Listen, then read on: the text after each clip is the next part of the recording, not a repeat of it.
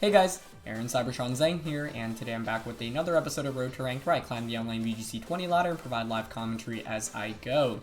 In the last episode, we debuted a really fun Snorlax team with Curse and Yawn, so I'm excited to play a couple more games with it. This was built, of course, by Amodee, so check him out, linked in the description below. It's also a rental team, so feel free to try out the team yourselves. Thanks to Graham once again for providing the team. So let's get into the first game of today's episode.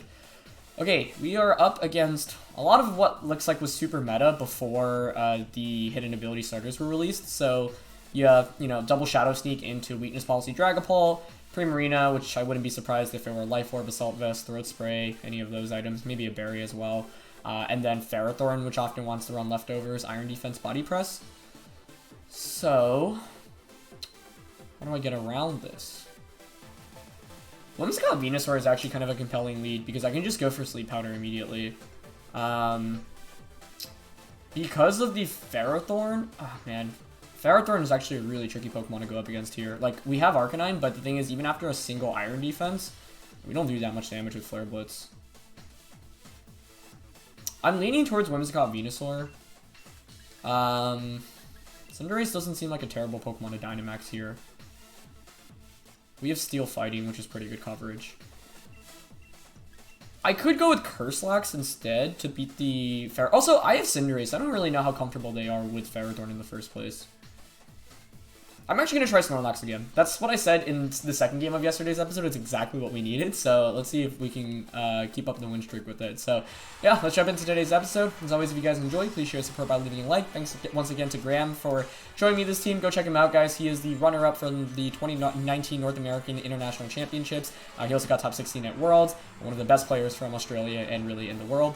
So I've linked him in the description below. Question of the day, with the DLC coming out tomorrow, I'm curious if you have any final predictions, just in terms of anything, whether it be Pokemon that you expect to see, storyline things that you expect to see. Let me know in the comments below. It's Mimipolt, which I feel like is a pretty free Tailwind Sleep Powder here. Like, they could Trick Room. That would be really crazy, but it could actually work here. They could, like, Trick Room Protect. Let's see one play I'm worried about, but if they go for Trick Room, I get Snorlax out for free, right? So I don't think it's that bad. Yeah, so I'm going to go for the Tailwind and the Sleep Powder here. I just think it's the safest play. They don't go for a Dynamax, which is interesting, but they're also attacking the Dragapult. Alright, so Venusaur's been very good so far. It's connected all the Sleep Powders. No Shadow Sneak, though, from the Mimikyu. I wouldn't be surprised if Dragapult was going for, like, a Phantom Force here. Yeah, Mimikyu actually goes for Trick Room. Wow, interesting. That's fine. Because you can't really go for the self-Shadow Sneak stuff now, because you have to play with Sleep Turns in mind. So I think I'm actually just going to go straight for a Dazzling Gleam. And a Sleep Powder onto a Mimikyu. That was a nice Trick Room. It's always risky to Trick Room in front of...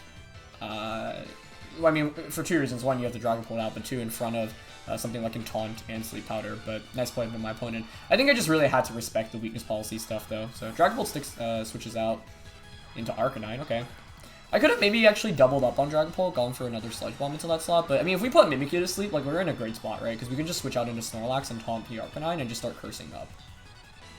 Because right now, my opponent has not shown that he has much to beat the Snorlax at all. Especially if we get curses off. Nice. And the great thing is that my opponent actually committed a Shadow Sneak there, which means that they can't go for, like, they have to take a guaranteed turn of sleep right now from the Mimikyu, which is super sweet. So, I might actually stay in with Venusaur here. Switching into Snorlax doesn't seem terrible, though. Because we're Thick Fat as well. Yeah, that doesn't seem awful. Part of me wants to just sacrifice the Venusaur to get a free switch in, though, but I think conserving Venusaur for the, conserving Venusaur might be worthwhile here. Yeah, I don't know. I don't want to take any damage on Snorlax, to be honest. So, I think I'm just going to go for a Dazzling Gleam and just sacrifice the Venusaur here. Okay, so they're going to stay in with both Pokemon. Mimikyu goes first, which is interesting. And Arcanine's Overheat. Oh, wow.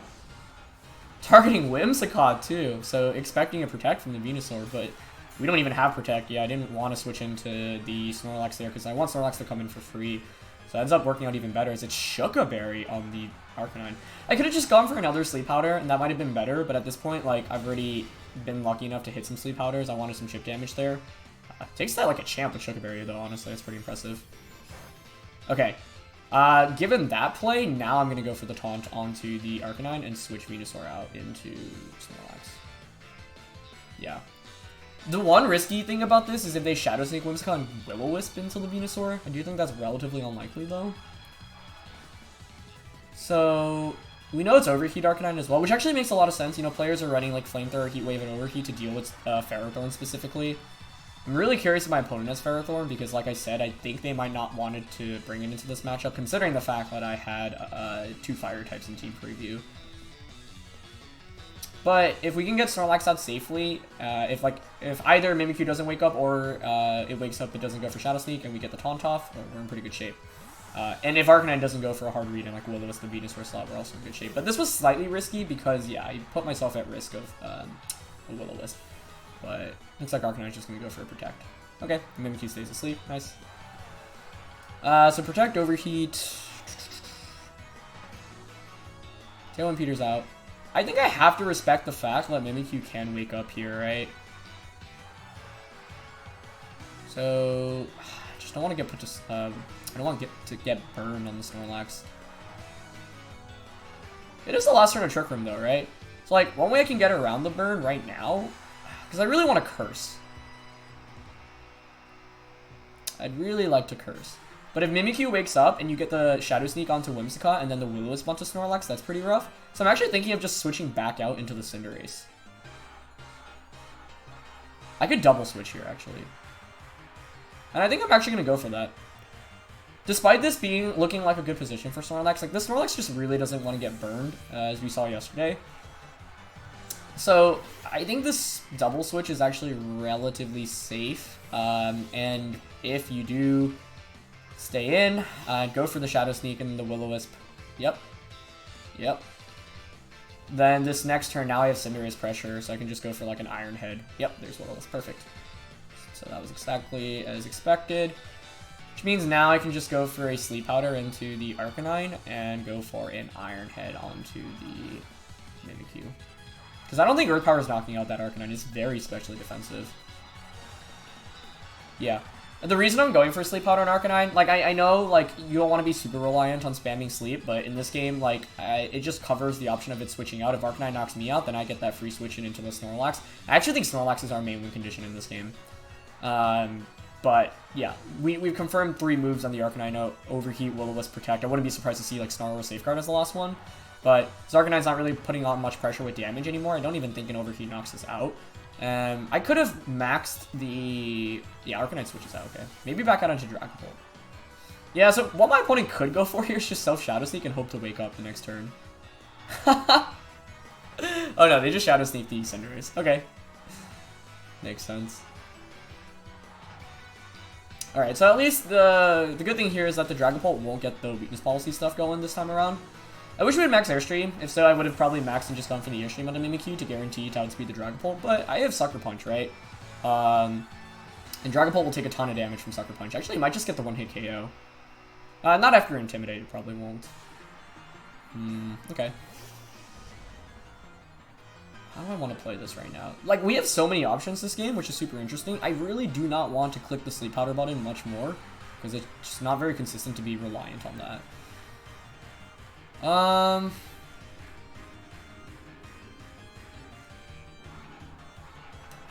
Yeah, I mean, my opponent might gamble and just try to wake up with Dragapult. That might be their best option. So, I think I'm going to actually try to high jump kick into the Arcanine and switch out into Whimsicott. Yeah. Because at this point, I think actually Snorlax beats my opponent's team. I don't want to go for a Sucker Punch and activate Weakness Policy right now in Dragapult, which is why I'm not going for that. Yeah, they're going to commit a max. Let's see who's maxing. I think in this position, you max Dragapult and you just hope to wake up. So if we get, you know, max turn sleep, we're already in really good shape. Even if not, I think, yeah, I had to play around this possibility. So I think we might actually Gigantamax the Snorlax, which seems really crazy. But I think it actually works out pretty well for us, especially if Dragapult stays asleep and we KO the Arcanine. Dragapult does stay asleep. So, you know, obviously we got pretty fortunate this game to hit our sleeps. hit the sleep powders and get not just min turns of sleep. But high jump kick connects after intimidate. Still, oh, it doesn't pick up the knockout actually. Wow, okay. Arcanine is going to commit that overheat into the Whimsicott, I believe. Yep. So this is good now, right? Because I get the free switch in into... do I want to switch in Snorlax? Because I can still get burnt.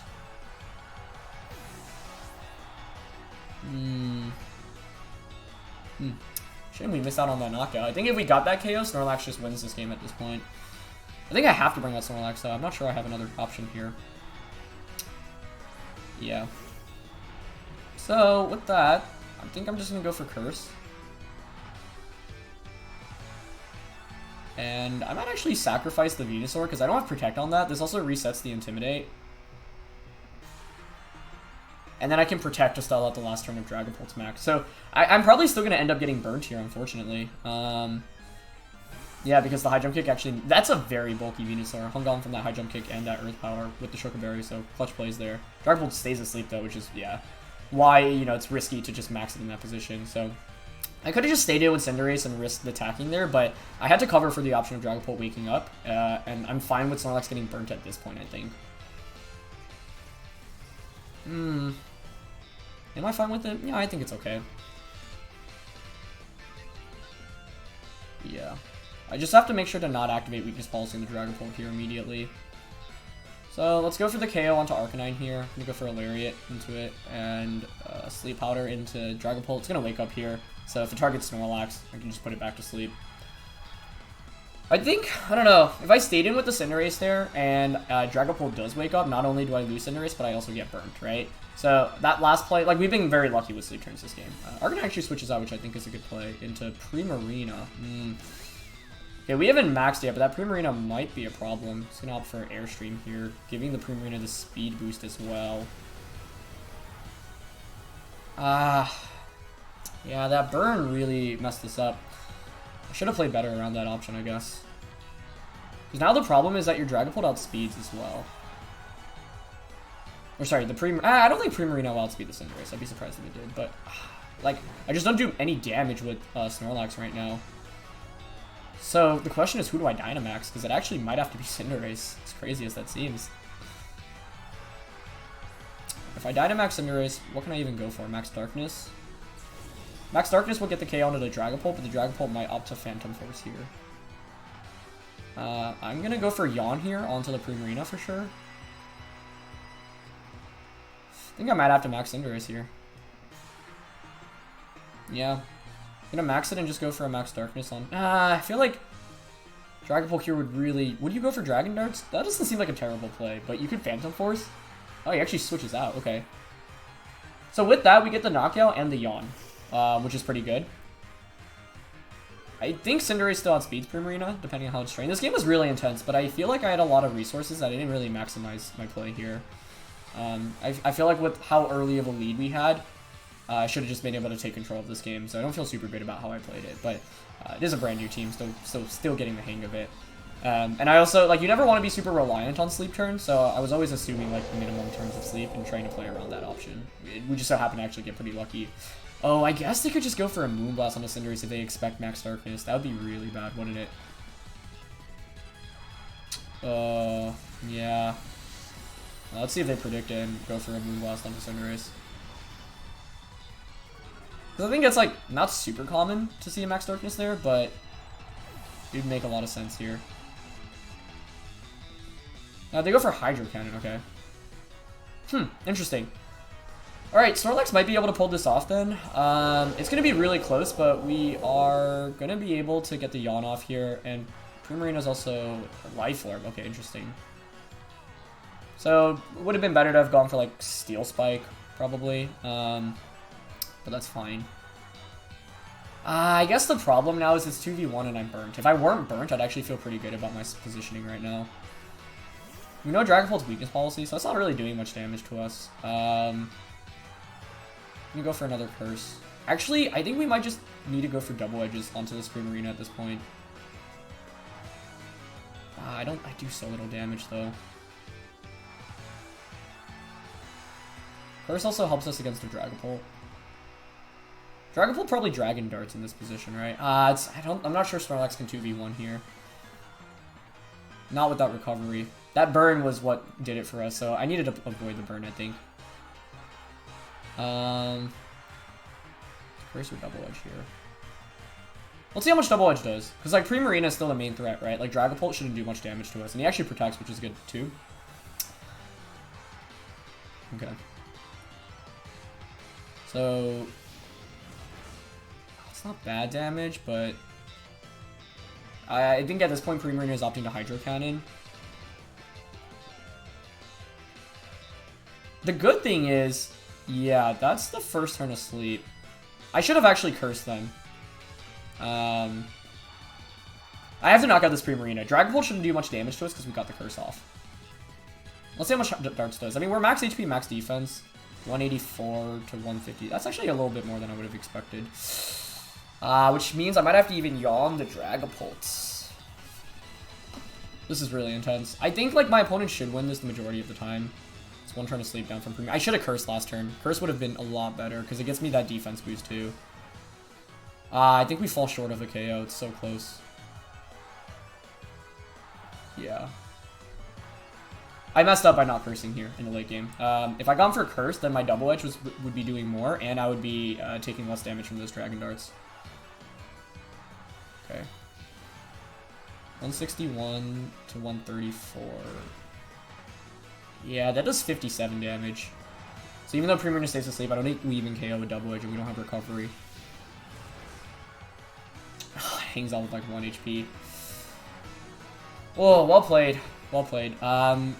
Some really clutch survivals from my opponent here, but I also got lucky hitting the sleep powders and getting a fair amount of turns of sleep here, so I think I definitely could have played a lot better. This endgame, if I curse there, it's so much better, because then the double edges pick up the knockout onto that Primarina, and I have the defense boosts.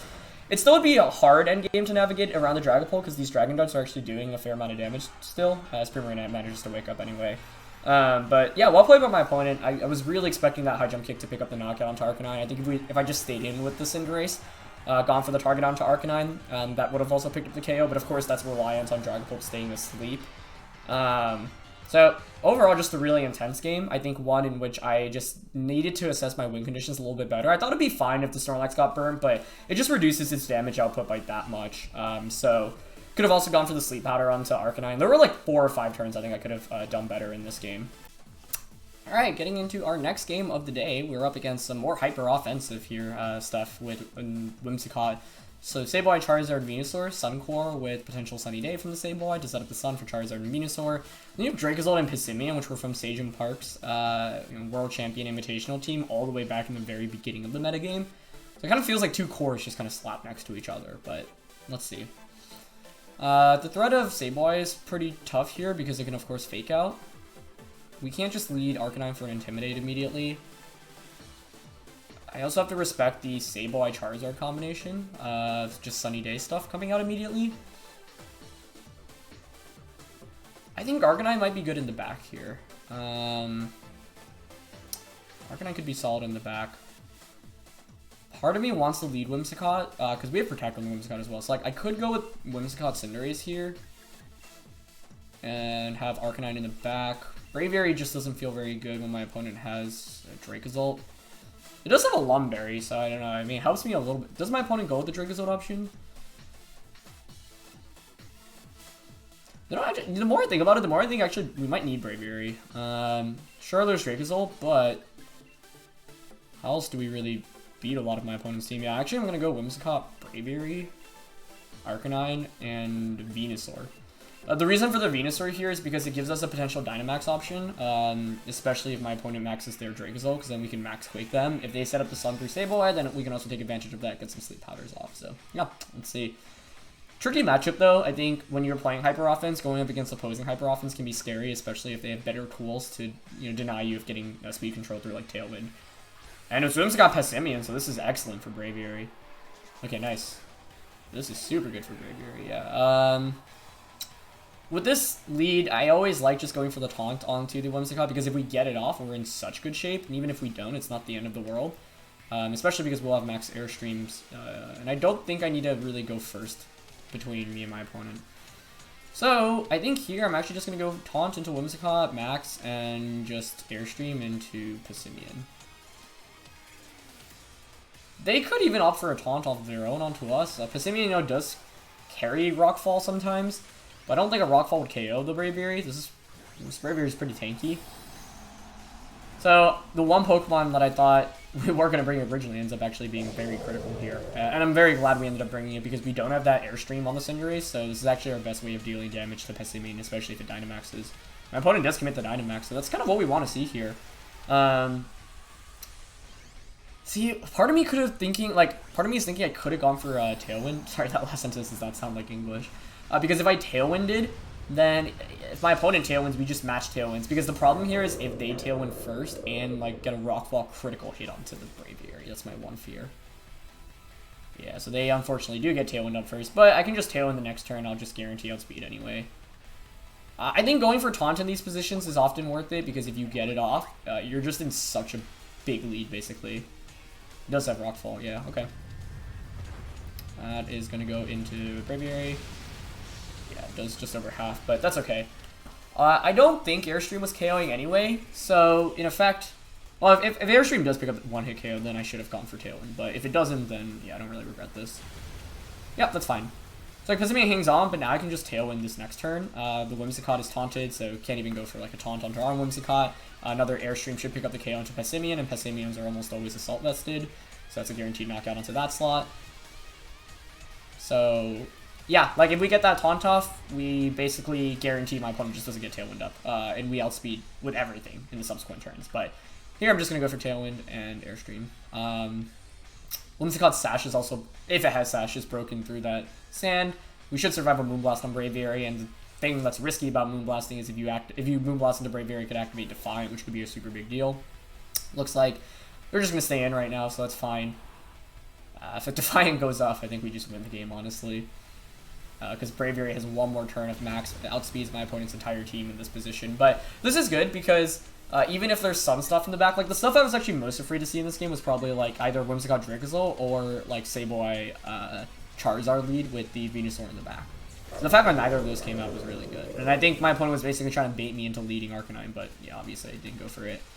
It's just going to be a Moonblast coming out, actually targeting Whimsicott, which is fine by me. No special attack drop, which is nice. So at this point, we have one extra turn of Tailwind relative to our opponent. We are faster, and obviously we can get a one-hit KO into Whimsicott with the max Airstream. Could always consider switching my Whimsicott out, going for like a max Knuckle as well, but Charizard's the last one. That is really good for us because we have max Rockfall. Not sure our opponent's going to anticipate that here either. Just thinking if there's any reason to switch out right now. I think we always Rockfall into Charizard here, 100%. Whimsicott could have Sunny Day here, I guess, but you can't Sunny Day since you're taunted anyway. So I actually like just going out into Arcanine and Rockfalling here. Yeah. The reason for this is because it covers all our options, right? Right now our Braviary is just faster. By getting Arcanine in, we pressure Whimsicott with damage in the subsequent turn. Whimsicott can only click attacking moves right now because it's taunted, so it has to Moonblast us, basically. Okay. Alright, Charizard protects, but that's fine. Like, Rockfall still does a ton of damage here, and we still have those speed boosts. Plus, we have one extra turn of Tailwind, but it's also Chardy Berry. Interesting. Okay. So I think an Airstream there probably would have secured up the game for us, but this is still fine because, like, yeah, our Dynamax ends, but we're still faster. Yeah, that would have still got the 1-hit KO onto Charizard. Okay. And just going for another Moonblast. Yep. So that's why that taunt was valuable early on as well. Assault Vest Arcanine takes that like a champ. Like, I wasn't going to do anything with my Whimsicott there, and by switching out, it means that I could potentially set up even another Tailwind later on in this game. Okay. Like, so right now we still have Tailwind up. We have those Airstream boosts. Sure, our Dynamax ends, but I think we have 2 turns of Tailwind, whereas our opponent has 1. And because of those Airstreams, we can just go for, yep, 2. 1. Yeah, they can't even like protect the Whimsicott to try to set up another Tailwind. So I think Flare Blitz Rock Slide here is just super safe. I might want a Brave Bird on a Charizard instead, so I don't risk a miss. I actually think that's better because right now, yeah, just getting guaranteed damage is better. Like, Charizard's not doing anything to Assault Vest Arcanine. We can Extreme Speed it, pick up the knockout onto it anyway, and they actually switch out. Yeah. Let's see, Venusaur. Nice. This was like a perfect game, basically. So that's good. Yeah, perfect. Yeah, so this was... I'm very glad I brought Braviary in the end. I wasn't even thinking about it at first, and I was like, I don't think we can bring it. But then the more I looked at my opponent's team, the more I think, it's actually really valuable.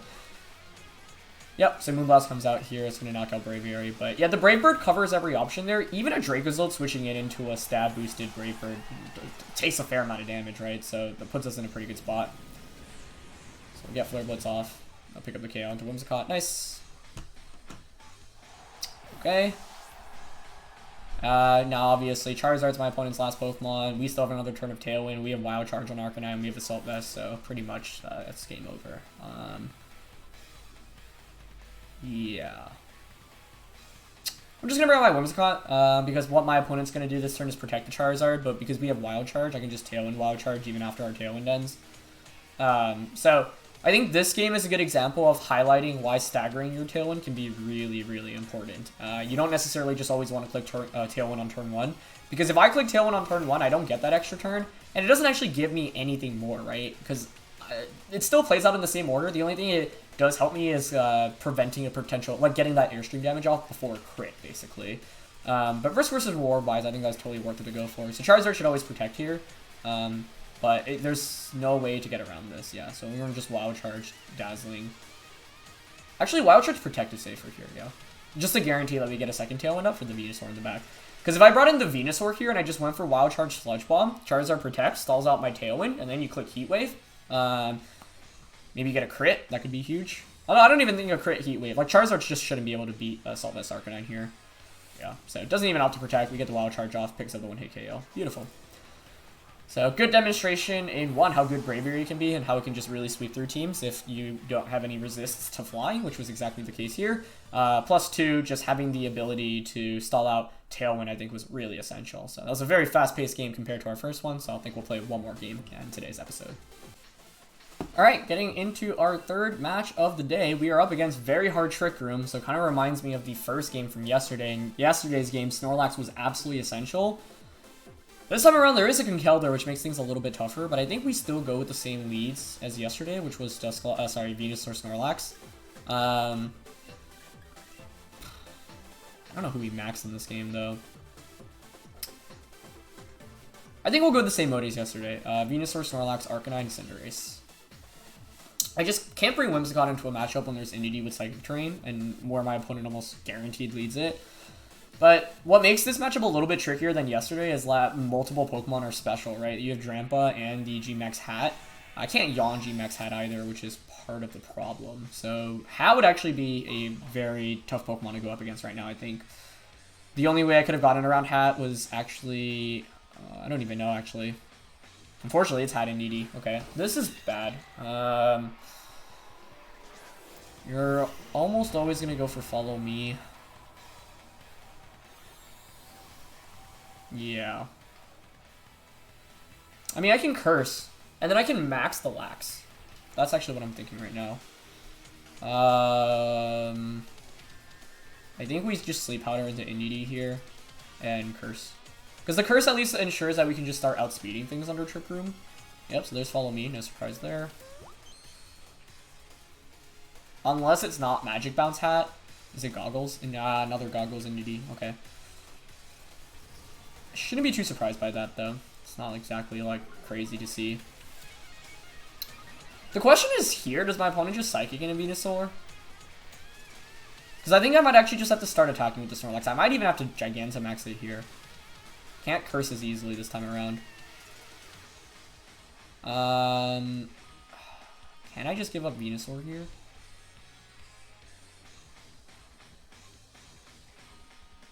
If I'm my opponent, I'm thinking I can't risk getting eaten up, taking damage from the Venusaurs. He might Psychic into here, but conserving Arcanine is valuable for Intimidate against the Conkeldurr.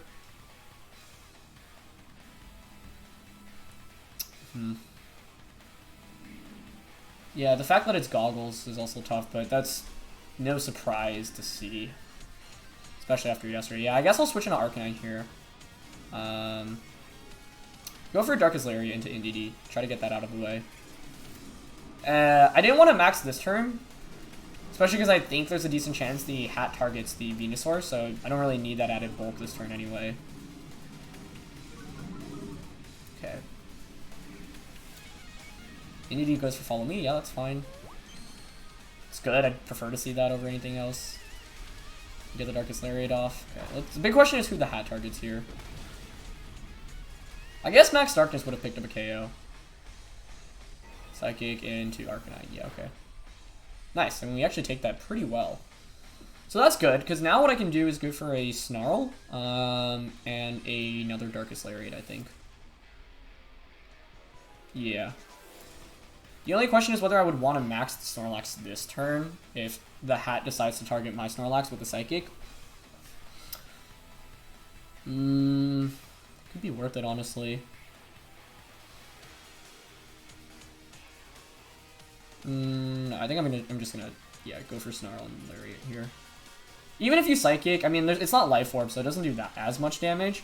And one thing is, I actually like want my Berry to get activated before I potentially max the Snorlax. Okay, so no follow me this time around, but this should pick up the KO into NDD, so that's out of the way.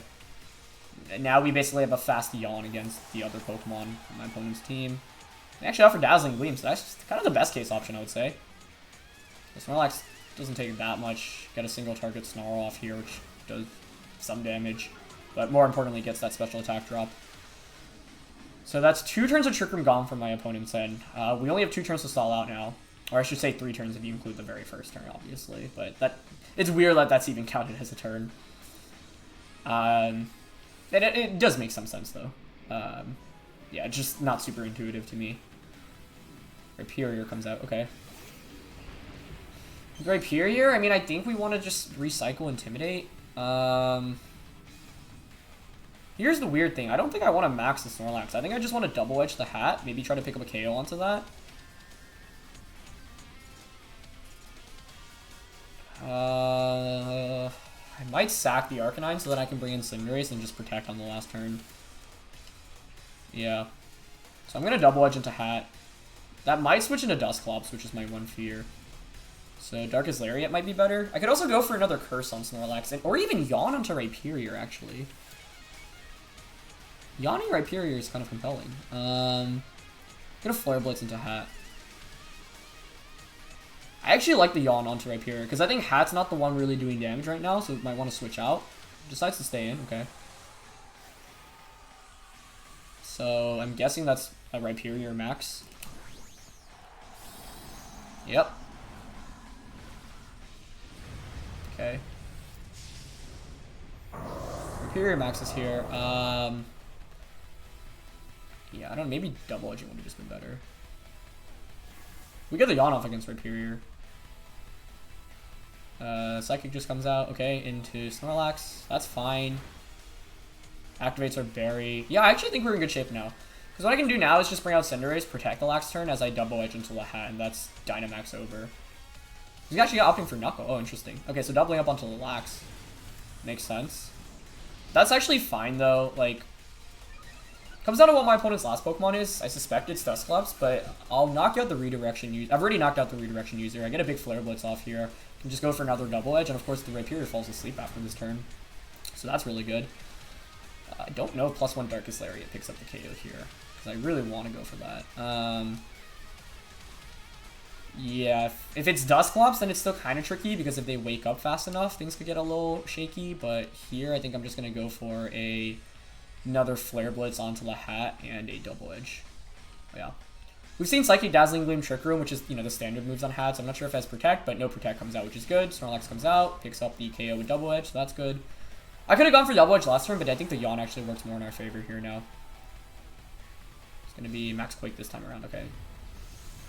See who it targets. Goes into Arcanine. That's more than fine by me. Arcanine has done what it needed to in this game, which was take the Psychic from the hat. One little bit of light here, which is really annoying, so I'm moving around to try to not have it on me. Okay, so Rhyperior stays asleep. Now, Trick Room is over. That's exactly what we want. I think I just bring out the... what could be in the back? Conkeldurr? Or Dusclops? I think Dusclops scares me more, so I'm going to bring out Cinderace right now. Yeah. Because, like, a Leaf Storm... It's actually Conkeldurr. Okay, interesting.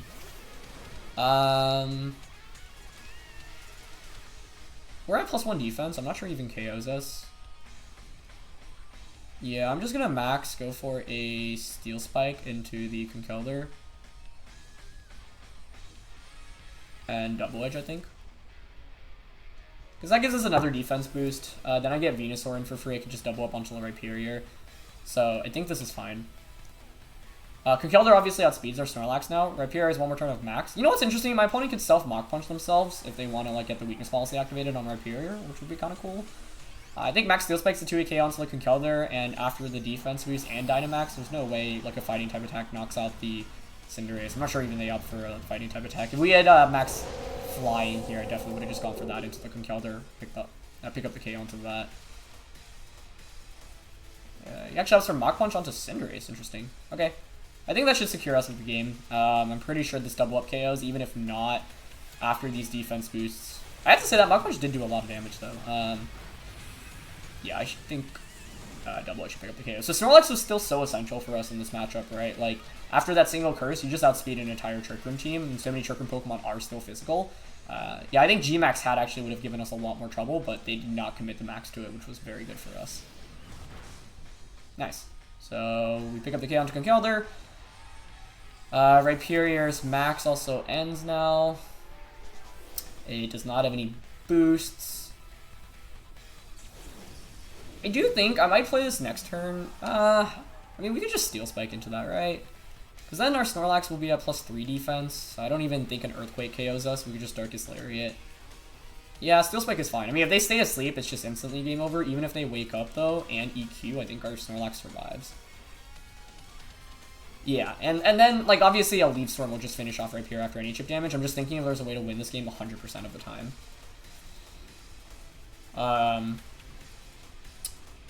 But I think Steel Spiking here is fine. The worst case scenario is Steel Spike doesn't pick up the one-hit KO, Weakness Policy gets activated, Rhyperior gets the one-turn Wake Up, and Earthquake gets the critical hit onto onto Snorlax.